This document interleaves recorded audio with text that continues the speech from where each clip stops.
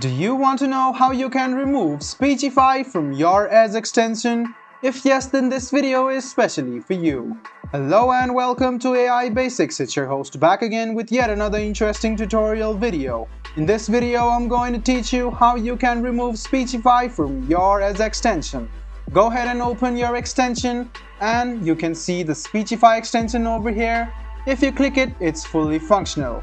Now to remove it, just right click on it and you can see remove from Microsoft Edge.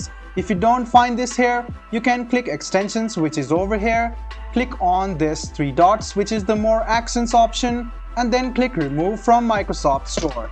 If you want to report an abuse, you can click on this option box over here, or you can just skip this and click remove.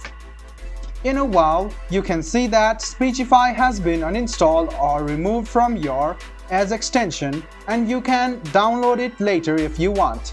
So guys, this is how you remove Speechify from your Edge extension. I hope this video was helpful for you.